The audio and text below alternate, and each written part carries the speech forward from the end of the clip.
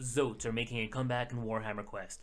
40k has acknowledged the old lore involving them, but did you know that they also exist in Warhammer Fantasy? And will they make a return in Total War Warhammer? Zoats have little written about them, and I only knew of their existence because they were in the Storm of Magic campaign for the tabletop of Warhammer. They had rules and a picture, but not really much anything else. As far as I know, they've never had any official models for them until the recent one. There are few races in the world so mysterious as the Zoats. No one knows how they came to the old world, or why, or even what their goals are. Are the Zoats a race unto themselves, or some splinter of the Lizardmen? Perhaps the Slan Mage priests know more on this topic. As many others, they remain silent. Zoats are powerful wizards, able to tap into the winds of magic in an instinctive manner rather than through study and ritual.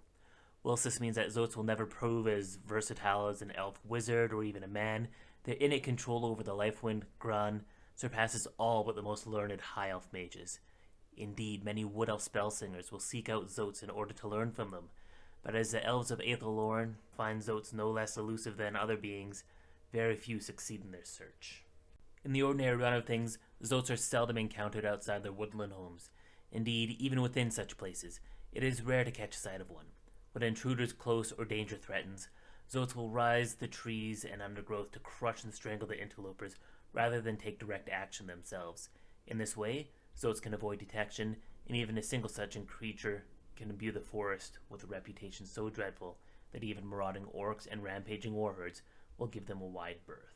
Where sorcery alone is not sufficient, the Zoat will leave the shadows and enter the fray personally, knocking the invaders to the ground with sweeping blows.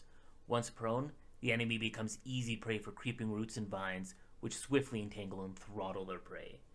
When eldritch storms erupt into the world, it is possible to bind Zoats into service, and only then will these creatures leave their reclusive forest homes. I think it's a possibility that we could see these in Total War. On multiple occasions, we have seen Creative Assembly go above and beyond to create fleshed-out armies, and it's no big secret that some of the older factions still haven't gotten an overhaul in a long time. Wood Elves, especially, have always seemed to have gotten the short end of the stick. Pun intended. I think when Wood Elves get their update, if they do, it's a possibility Zoats will make an appearance in Fantasy again, not just 40k.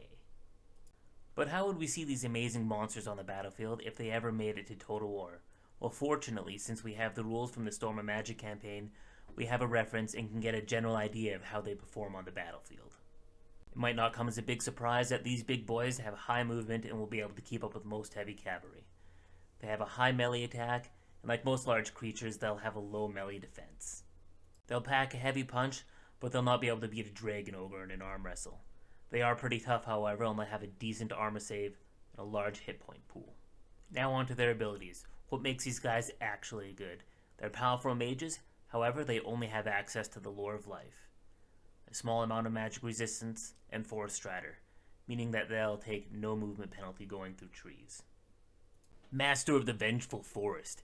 If these guys are within a forest, enemy units will treat the forest as dangerous terrain, meaning they'll take damage just by being near these guys in the trees.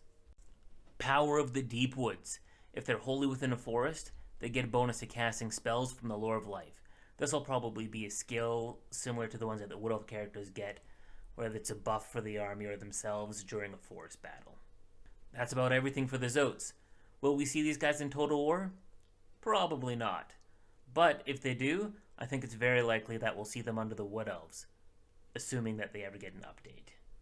Thanks for listening. If you like my content, be sure to like, share, and subscribe. And I'm off to work now, because YouTube doesn't pay my bills.